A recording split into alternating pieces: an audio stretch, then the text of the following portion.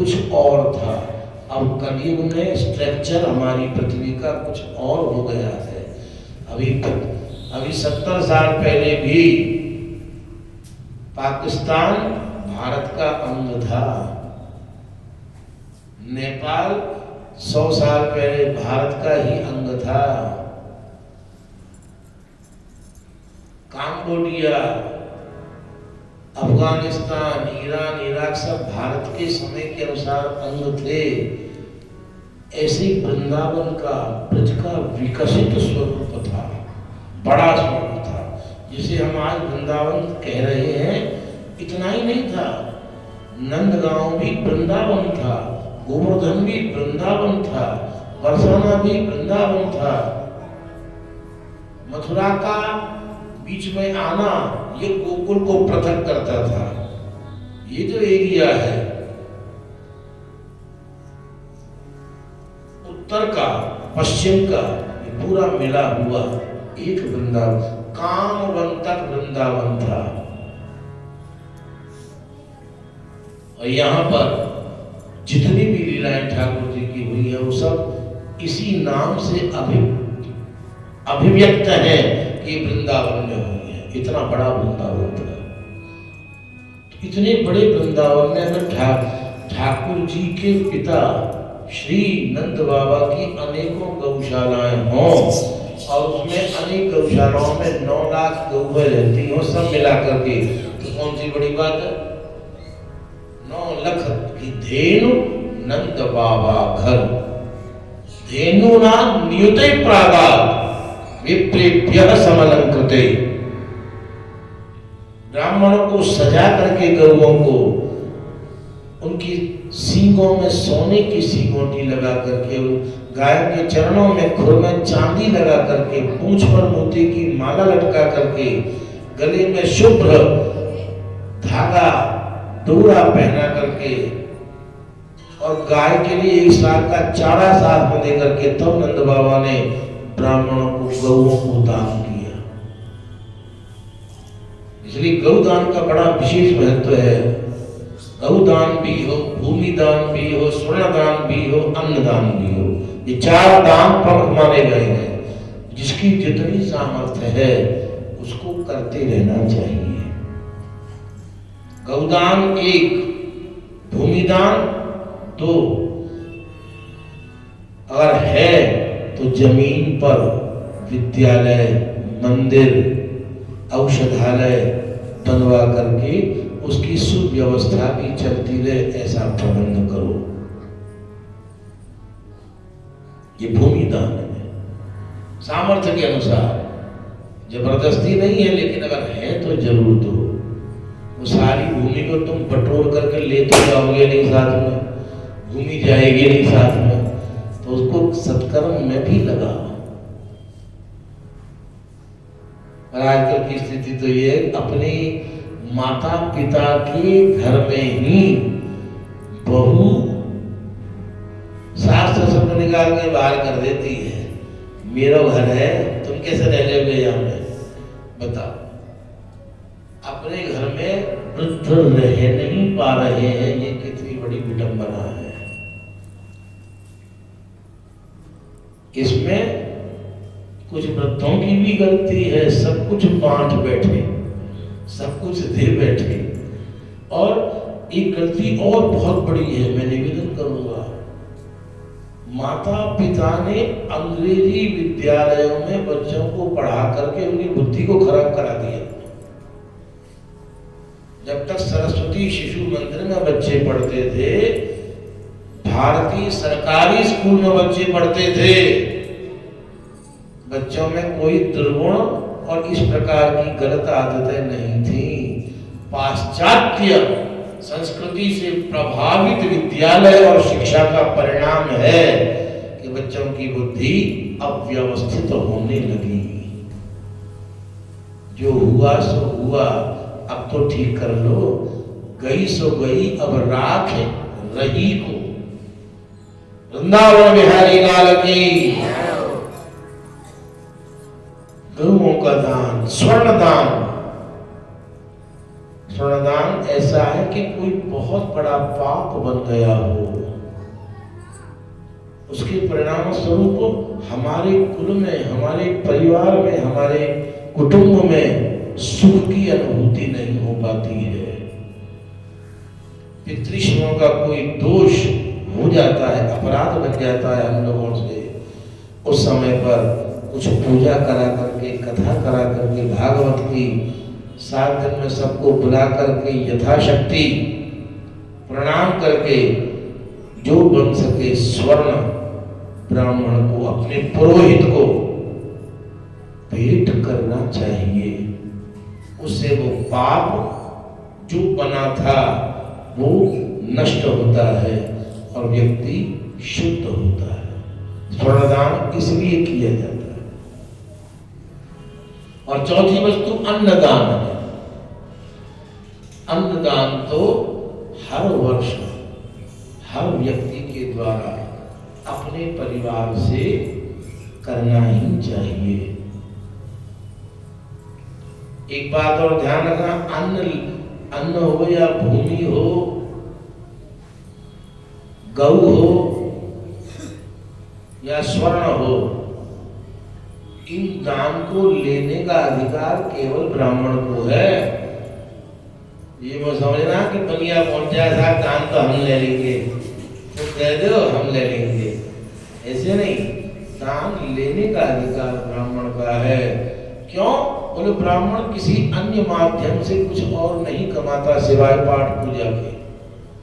पूजा करता है, पाठ करता है, भागवत पाठ करता है, सत्संग करता है, कथा सुनाता है, शुभ कर्म करता है, हवन करता है, संध्या वंदन करता है। उसी में ये गुण है कि वो पचा सकता है दान को। और वो ब्राह्मण भी लेकर के ये ना सोचे कि मैं खुद ही खा जाऊं सारा, उसका भी कर्तव्य, उसका कुछ अंश जो उसने लिया है, थोड़ा बहुत दान अवश्य किसी आवश्यकता वाले अन्य ब्राह्मण को जिसको जरूरत है जरूर करे। मैं ये प्रणाम, आइए बेटी अवश्य करे। जो ले रहा है उसको देना भी चाहिए। शिक्षा का अध्ययन करना पर शिक्षा का बांटना भी बहुत जरूरी है। दान लेना भी बहुत जरूरी है, दान देना भी बहुत जरूरी है, ज्ञान को प्राप्त करना भी बहुत जरूरी है और ज्ञान का बांटना भी बहुत जरूरी है।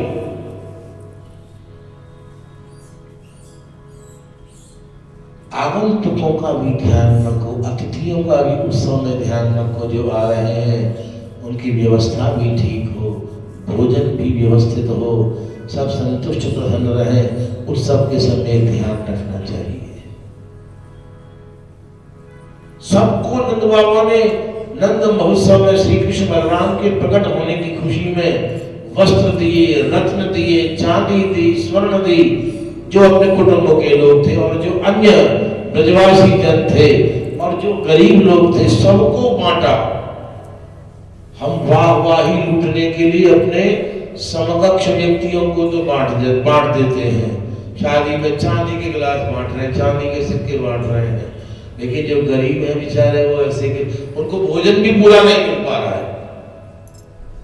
तो ध्यान रखिए, उत्सव हो, विवाह का हो, चाहे नामकरण संस्कार का हो या कोई उत्सव हो, कथा हो, छोटे से छोटे व्यक्ति का भी सम्मान कीजिए, बड़े का भी सम्मान करो, पर छोटे की भी उपेक्षा मत करो। संतुष्ट सब होने चाहिए। और एक और बात, भेद नहीं करना, पंक्ति भेद नहीं करना। चकाचक वाले को तो बढ़िया चीज दे रहे और मीडियम वाले को थोड़ा लोअर चीज दे रहे और लेबर के लिए भैया रिफाइंड की पूड़ी है और साग है, बस। ऐसा नहीं, भोजन एक जैसा बनाओ, मीडियम बनाओ। जरूरी नहीं है कि साहब पकवान चकाचकी बनेंगे, ऐसा बनाओ पर भेद मत रखो, सबको बराबर एक जैसा बनाओ। ध्यान रखना, ठाकुर जी के भोग में भेद नहीं होना चाहिए और जो भोग लग गया वही सबको बराबर प्राप्त होना चाहिए। भोग लगने के पश्चात जो घर में है प्रसादी ही पाए, अतिथि आए तो भी वही पाए, नौकर चाकर भी वही पाए। सात्विकी भोजन बनाओ, बढ़ चढ़ करके चमकदार मत बनाओ, लेकिन शुद्ध बनाओ, साफ सुथरा बनाओ, पवित्रता से बनाओ। पवित्रता से बनाने के तरीके तो सब आप सीख गए कोरोना वायरस में। हाथ बार बार धोने पड़े, पहले झूठे हाथों से ही अपना सब काम हो जाते थे। हमारी बेटियां, हमारी बहनें पनीर का साग बना रही है, कढ़ाई में से पनीर जरा निकाला, मुंह में डाल लिया, नमक थोड़ा कम रह गया है, फिर से डाल देती। भगवान का भोग लगा नहीं, पहले ही डाल अपना मुख में डालना शुरू हो गया। ये भोग की लायक वस्तु रही नहीं। फिर ठाकुर जी का नाम लो और उसमें नमक मसाले जो डालने डालो। भोग लगने से पूर्व ठाकुर जी का नाम लेकर के जो आप डाल देंगी, विश्वास रखिए वो एकदम एप्रोप्रिएट होगा, बिल्कुल उपयुक्त होगा। आपको चख करके उसको झूठा करने की आवश्यकता नहीं है। और जो भोग लग गया ना, उसमें कमी मत देखो। वाह, ठाकुर जी का प्रसाद है, आनंद ही आनंद है, परमानंद है, कोई कमी नहीं। प्रसाद ही पवाओ। हम तो कहते हैं कि विवाह शादियां जैसी लॉकडाउन में हुई हैं, ऐसी ही होनी चाहिए। 40 आदमी 20 आदमी इधर के, 40-20 आदमी 50 आदमी उधर के, कुटुंब के लोग बुलाओ। व्यर्थ का खर्च करना, लाखों रुपए करोड़ों रुपए खर्च कर देते हैं, जिसमें कि कितनी बेटियों की शादियां हो सकती हैं। बंद करें ये दिखावा। वही 30, 35, 40 जो अब हुआ है वही जारी रखो, दिखावा मत करो। और किसी मंदिर में जाओ, तीर्थ में जाओ, या अपने घर के आसपास ही जो मंदिर है वहीं पर, अपने ही गांव में, अपने शहर में मंदिर में अपने फेरे पड़वाओ। होटल में फेरे के लायक कोई पवित्रता का स्थान ही नहीं होता है। सारे तो बुरे कर्म होते हैं होटल में, फेरे जैसे पवित्र काम होटल में हम तो अच्छा मानते ही नहीं है। फेरे ठाकुर जी की सन्निधि में होने चाहिए, ब्राह्मणों के आशीर्वाद के छत्र छाया में होने चाहिए, बुजुर्गों की कृपा के मध्य में होने चाहिए। पहले ये नियम कुछ समय चला कि भाई पार्टी तो करा देंगे, होटल में फेरे घर पर कराएंगे, ये भी थी व्यवस्था। पर घर वाले ने सोचा फेरे के लिए घर पर कौन बेकार मूड मारे, व्यवस्था करनी पड़ेगी, चलो वहां ही सब काम होने दो, घर को ताला ही मत खोलो, ताला बंद ही रहने दो। इसलिए ध्यान रखिए, अपना घर हो या अपना तीर्थ हो या मंदिर हो या समीप का आश्रम हो, वहां फेरे कराओ, मंदिर में ठाकुर जी का भोग लगवाओ और दोनों पक्ष के लोग प्रसाद पाएं। बफेलो भोजन न करें। बफे भोजन बोलते हैं ना उसको, अंजू जी क्या करेंगे हमारे यहाँ अंग्रेजी का शब्द बफेलो जो है, बफेलो का तात्पर्य क्या होता है? भैंस। जैसे भैंस चलती है ना लड़ाम जी में, ऐसे ही वो भोजन होता है। तू भी लग रहा है, वो भी लग रहा है, वो भाग का भी आ गया, वो ही आ गया, एक ही चम्मच है, सबसे झूठे कर करके थाली से छुपा छुपा के पा रहे हैं। भैया कोरोना वायरस के बाद इतना तो सीखो, कम से कम पवित्रता से परोसो। परोसने वाले को परोसने दो, अपने आप मतलब आदमी खड़े रखो और चलाना है तो वही, बल्कि वो तो अच्छा, तो हम ये मानते हैं पत्थर पर बैठो, परोसने वाले पार्टी लेके घूमते रहे। बादाम का हलवा भी परोसे, लेकिन ऊपर से परोसे, कचली को झूठा ना करें।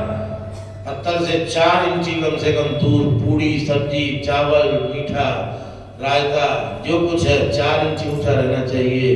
पवित्रता बरतिए। गांधी जी गड़बड़ कर गए, ये दिखा करके छुआछूत मत रखो। अरे आज छुआछूत रख करके ही आप अपने को सेफ रख पा रहे हैं। जिन्होंने नहीं रखा है, ये राम जी की हो गई, बात प्रमाणित है, ध्यान रखिए। मंदिर में जाने वाला व्यक्ति हरि से छुपा रहेगा तो वो अपवित्र माना जाएगा। रसोई में भी बेटियां जाए, बहुएं जाए, मैया जाए या भैया जाए, शुद्धता के साथ किसी से टच हुए बिना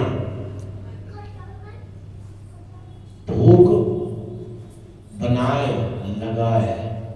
हम छोटे छोटे से हमारे पिताजी हाथ पकड़ के मुजन्ना जी ले जाते थे, तो कोई झाड़ू लगा रहा है, जमादार साइड में खड़ा हो जाता था, बोले महाराज पंडित जी पहले निकल जाएंगे तब फिर मैं आगे लगाऊंगा। तो मेरे मन में आता था ऐसा क्यों करते हैं, साइड में क्यों खड़े हो जाते हैं।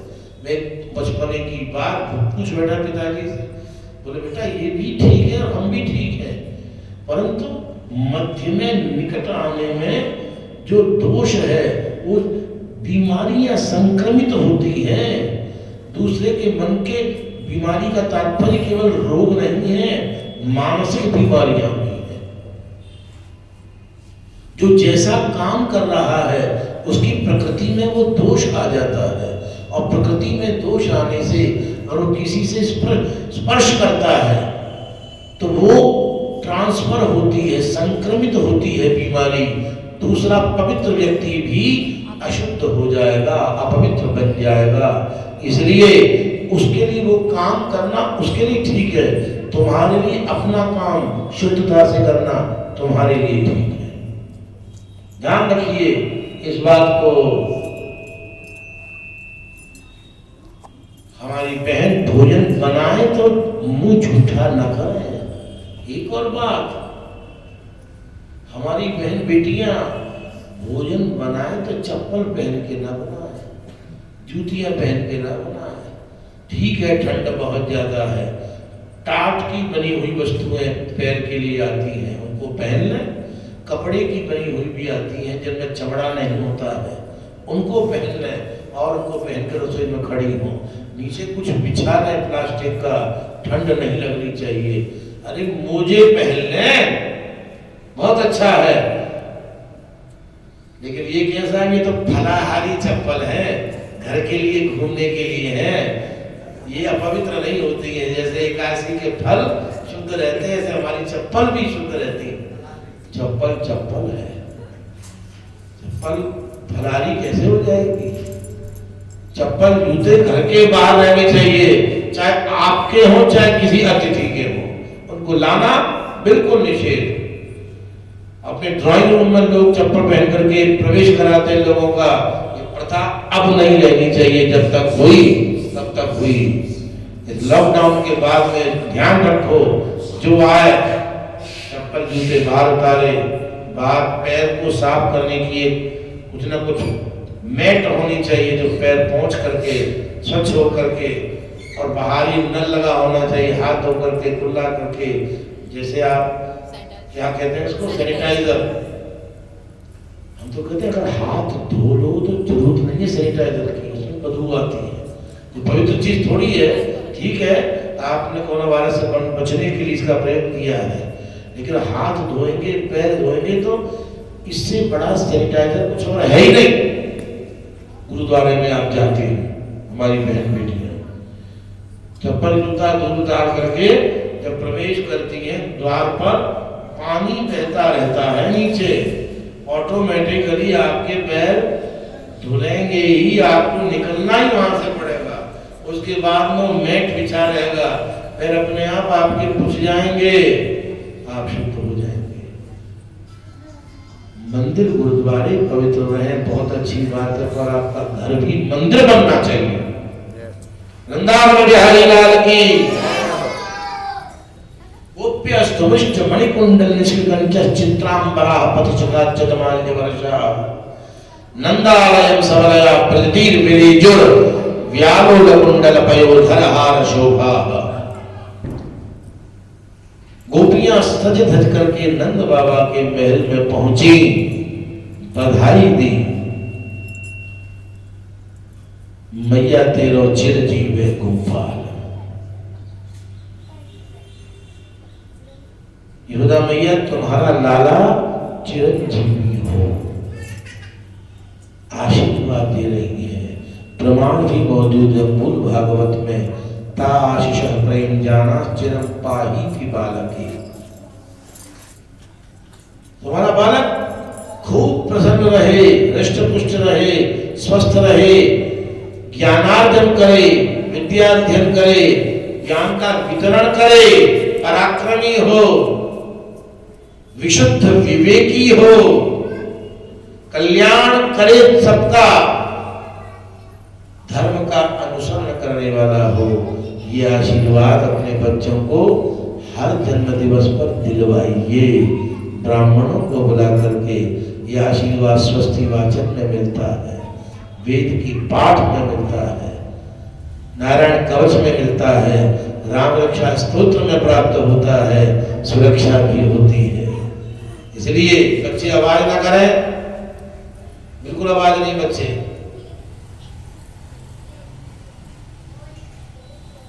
नवकुंकुम किंजल का मुखपंकज भूतया बलिभिस्त्वरितम जग्मुः पृथुशून्य चलत कुचाः।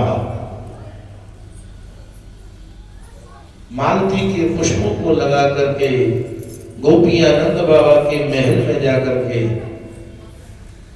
की गा रही हैं, सुंदर शब्द प्रकट कर रही हैं, आमोद प्रमोद कर रही हैं, नृत्य कर रही हैं, घूम घूम करके आनंद को बढ़ा रही हैं।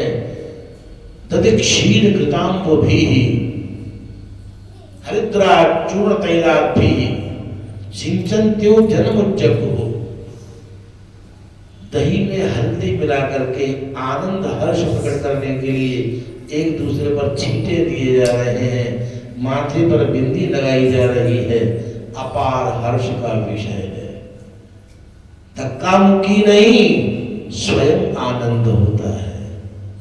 होली के जैसे होली में स्वयं गुलाल लगवाना भी एक आनंद है, गुलाल लगाना भी एक आनंद है, पर मर्यादित ढंग से।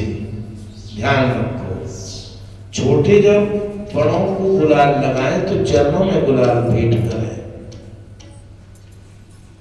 बड़े आशीर्वाद रूप में छोटों के मस्तक पर हाथ रख दें।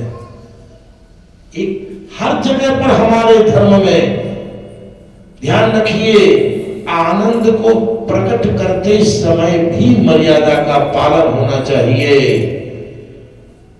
और ध्यान रखो, दुख के समय में भी धैर्य और मर्यादा बना करके रखनी चाहिए। मर्यादा, संयम, धैर्य, संतुलन, ये कभी खोने वाली, कभी भूल जाने वाली चीजें नहीं है। इनके